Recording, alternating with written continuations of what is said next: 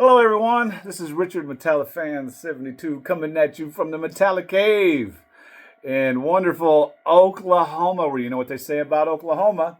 It's just okay. Kind of like this hat. I think I'm going to take it out on the tour, man. It fits. I like it. It's M72, man. And the reason I call myself Metallifan72 is I'm a Metallica fan, and I was born in 1972. I've had that on my handle for everything, just a Metallifan 72. And then they came out with 72 seasons, and it's like, how cool is that? So anyway, I just seen a thing online for Metallica and people's stories of how Metallica has helped them and points in their lives where Metallica's been there. You know what I mean? The music, the messages in their songs and stuff. And ever since I was a kid, I can remember as a teenager listening to Metallica. When And Justice for All came out, I wrote the lyrics to Dyer's Eve out on paper and stuck them on my refrigerator for my mother and stepdad to see. This was after they had taken my tickets to the Monsters of Rock concert, Van Halen, where Metallica played in Pontiac Silverdome. And I never got to see him, and I was bitter till the day he died over that, I got to tell you. Because I missed out on one heck of a concert. But anyway, so there was that, man. I wrote the lyrics out. Metallica was at a point in that life. The first time I ever did hallucinogenics, I was 14 and listening to Master of Puppets and freaked out. And I'm telling these stories now while Bo's not here because a lot of the stuff I'm going to talk about today isn't Bo friendly. He can hear it when he gets older, but right now he doesn't need to hear some of these stories. Metallica, it was, so yeah, I wrote the lyrics out put them on the thing for the Injustice for All on Dyer's Eve because I was pretty bitter. Didn't get to go see Metallica ever again until 2016. And that was due to a lot of the bad decisions I made in my life. You know, I started smoking crack when I was just a kid. Started getting high with my dad when I was just a kid. Did cocaine with my dad for the first time when I was 15. By the time I was 16, I was on the streets and smoking crack as much as I could get it. So I never got a chance to see Metallica again because I never had the money. I ended up joining a carnival and traveling around the United States with a carnival, and we would play Metallica on the speakers. It was when the Black Album had just come out, and we were rocking it out on the Kamikaze, big carnival ride, and we had these big PV speakers on there, and we would blast the whole Black Album in its entirety every time we were open. I loved to hear that album when it first came out, man. The carnival bosses wouldn't let us play a lot of the older Metallica. They didn't like it, but they would let us play the Black Album. The owners liked the Black Album, so we were allowed to play that all the time because they dictated what we could play. So anyway, I traveled around the U.S., met a girl in Oklahoma, came here, came back with her, tried a thing, but I still had a drug habit. Got arrested 2 months after being here for stealing a couple money orders for $400 from a 7-Eleven I worked at. Got a 1-year deferred sentence. 2 months later, got arrested again for shoplifting under $500. Got a 2-year suspended sentence. A couple months later, got arrested again for shoplifting under $500 to support my drug habit. And this was right after they passed the 3 strikes you're outlaw. So if you had 3 charges of the same crime, no matter the severity, the penalty is 20 to life. When I went into the county jail, I will always remember this one guard. I was in the county jail in Oklahoma for 18 months. And this one guard that I would talk to through the button, there's a little intercom on the wall. We got him to bring Metallica in. He worked the midnight shift. And he was up there by himself, and, you know, there's not a lot of movement, and we're locked in our cells. And he would open up our intercom, and he would play Metallica for us. And me and my cellie would be in there, we'd be headbanging, man, so bad that our necks would hurt. And we got to do that for about 7 or 8 months in that one unit. And then, you know, they moved everybody, and he didn't stay there after that. So, but I still remember that. He would just bring in Ride the Lightning, Master of Puppets, and what other one did he bring? I think it was only those 2 albums that he would bring in on CD. And he would play them through the intercom into our cell, so we got to listen to Metallica on my way to going to court and going through all this stuff.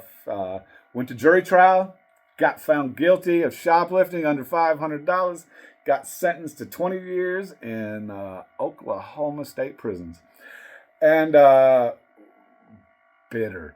Went in, and while I was there, I'd probably been, I don't know, a couple years in, and they had mandatory Metallica would come on every Monday, and we would listen to that religiously. I would find headphones and a Walkman, and I would every Monday without fail.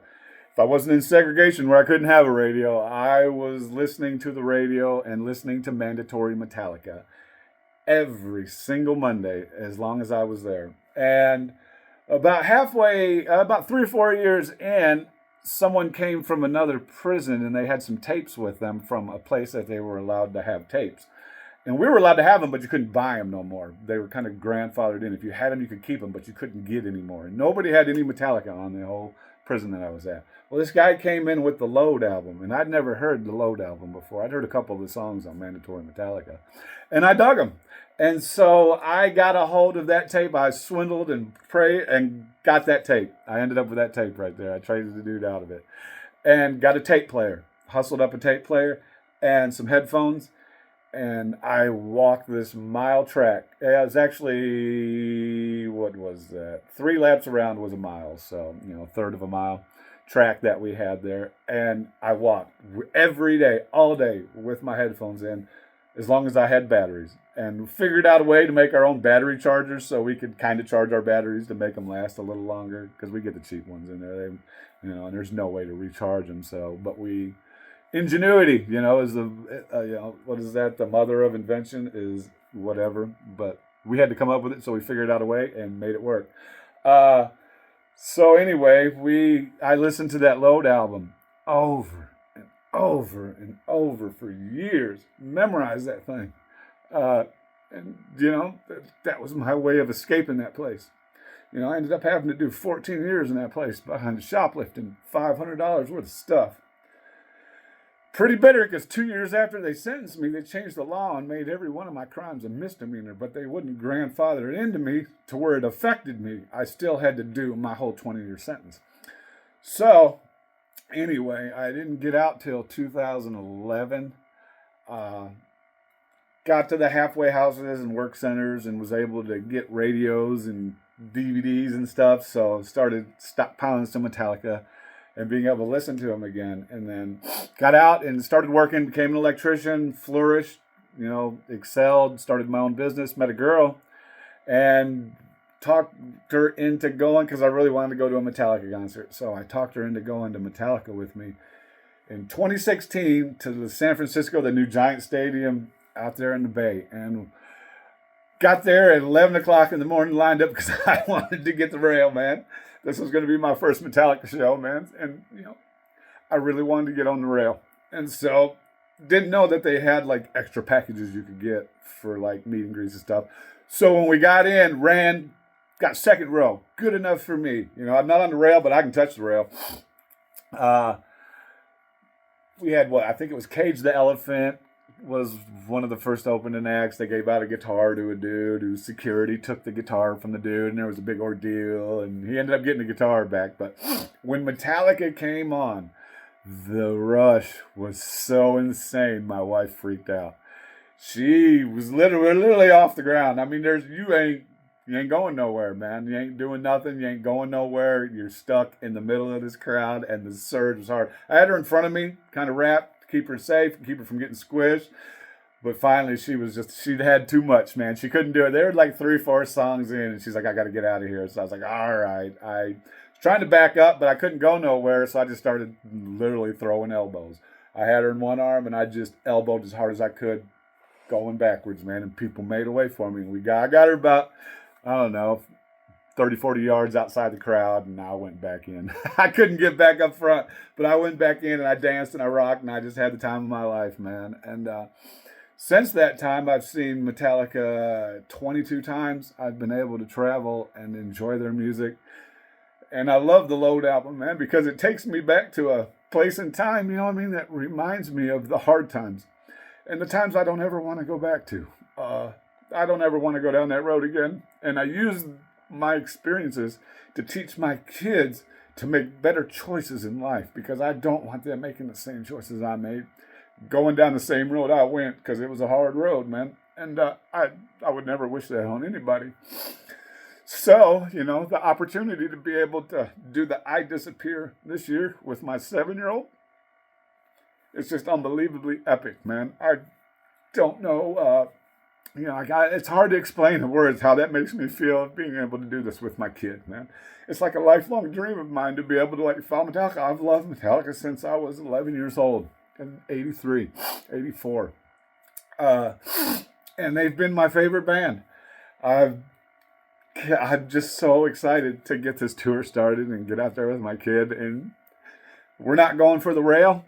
We're going to rock out in GA because we got the I Disappear. I mean, if we win a pit, or if somebody wants to give us a pit, we'll take the upgrade. But, we're going to, it's on a tight budget, so we're not buying any extra upgrades or anything. So we're just doing the I Disappear and trying to raise enough money, hopefully, to pay for all the hotels, because I don't have them all paid for yet. I don't know how we're going to do that. I'll probably have to sell off some of my Metallica merch. I've got the 3 Metallica guitars, Ride Lightning, Kill 'Em All, and Master of Puppets with certificate of authenticity in mint shape. Might have to sell the collection there to pay for this trip. I don't know. We'll see. Because my dad passed, and, we sold his house, but it's not going to close in time, I don't think, to be able to pay for the trip. So we're going to probably sell some of the collectibles that we got. And we got a few. I got a few things put away that, will be cool, because I want to go experience Metallica with my kid, and when my little 3-year-old gets big enough, he's going too. And he'll be in Denver, my little one, and he's a rocker. Got his hair going long, man. He likes to go hard. He has fun, man. He likes Metallica, and he's begging to go. Every time me and Bo talk about, I want to go to Metallica, I want to go to Metallica, I want to go to Metallica. So Denver is going to be in Metallica, and hopefully by then, it's going to be a blast, man. I cannot wait. So we look forward to seeing you on the road. That was just a little story about me right there without Bo here, the more adult version of it, because, made a lot of bad choices in life. And on the plus side, though, in 2019, filed and got a governor's pardon here in Oklahoma. And then in 2021, I got everything expunged. So there is no more record of any wrongdoing, and I can do whatever I want and own whatever I want. Oklahoma, baby. I can go to the gun range now and go buy me a pistol and go shoot if I want to and carry it. Who would have ever thought, man? Never thought that was ever going to be possible again, especially after that much time in there. Spent 14 years in there before I got out. So for shoplifting under $500. So don't steal. Does not pay. If you can't do the crime, don't do the time. If you can't do the time, don't do the crime. Boy, that was a lot of time. I don't want to do that again. So, but they don't anymore. They don't even send you to jail anymore for what I did. You will never see one day in jail here in Oklahoma for shoplifting under $500. They will let you go every single time. And I got a 20 for it, man. But probably saved my life, because I couldn't keep getting the crack in there. So I got to get off of that stuff, man, turn my life around, make a lot more better choices, started following God and following that path. And, it took me to places that I wanted to go and kept me there. So I'll take that road. Wherever we may roam, 2025, I Disappear. Metallica, baby, we're coming. That's a little bit of my story, y'all. Peace out.